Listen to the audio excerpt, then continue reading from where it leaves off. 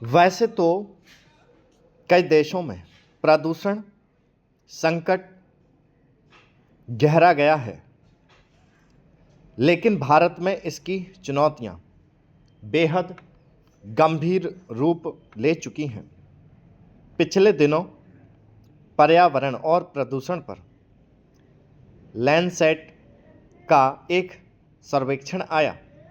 इसके बाद मानसिक रोगियों की देखभाल करने वाली एक संस्था का भी एक सर्वेक्षण जारी हुआ। इन दोनों ही सर्वेक्षणों ने पूरी दुनिया को झकझोर दिया। विशेष रूप से भारत के लिए यह चिंता की बात है, जहां विकास के समांतर ना तो पर्यावरण को बचाने की फिक्र है और ना प्रदूषण को नियंत्रित करने के गंभीर प्रयास दिखते हैं। ये सर्वेक्षण बता रहे हैं कि वायु गुणवत्ता सूचकांक का लगातार 400 से ऊपर रहना न केवल लोगों की सेहत को नुकसान पहुंचा रहा है, बल्कि इसने लोगों के मानसिक स्वास्थ्य को भी जोखिम में डाल दिया है। अब बच्चे भी खतरे में हैं। वहीं लोगों में स्मृति संबंधी विकार बढ़ा है। इसके अलावा जहरीली हवाओं के लगातार बने रहने से कई बीमारियां पैदा हो रही हैं।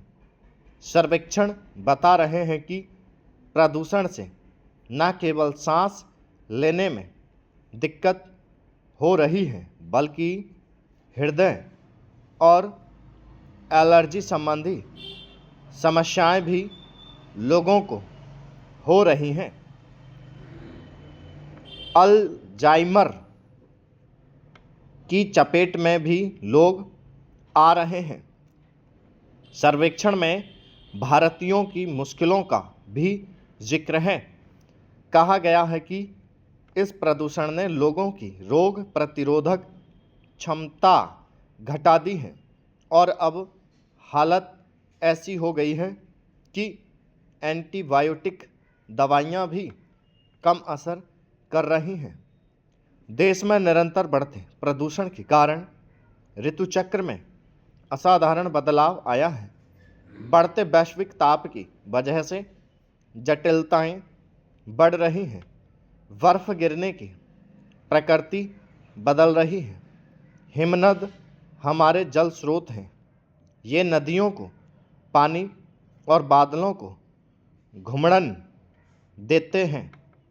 खेतों में फसलों को जीवन भी मिलता है, मगर अब बर्फ कम पड़ रही है और जो हिमनद बनते हैं वे जल्दी पिघलने लगते हैं। इसी कारण बाढ़ के खतरे बढ़ गए हैं और लोगों का जीवन अनिश्चित हो गया है।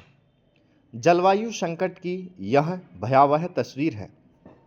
ऐसी में सभी का दायित्व है कि वह प्रदूषण को किसी भी तरह नियंत्रित करने के लिए हर संभव योगदान दें।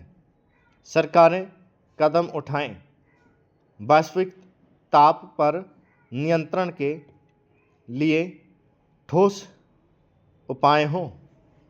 नारों और भाषणों से कुछ भी हासिल नहीं होगा। प्रदूषण से दुनिया के ज़्यादातर देश बेहाल हैं। गरीब देशों के सामने संकट है, लेकिन समर्थ देश इस लड़ाई में अपना योगदान देने के लिए तैयार नहीं है। उनका विचित्र तर्क है कि कार्बन उत्सर्जन तो तीसरी दुनिया के वे देश कर रहे हैं जो अब विश्व में चौथी औद्योगिक क्रांति का अगुवा बनाना चाहते हैं। वैश्विक ताप को लेकर ताकतवर देशों को कोई चिंता नहीं। आधुनिकीकरण के दौर में लगातार पहाड़ काटे जा रहे हैं। स्टॉप।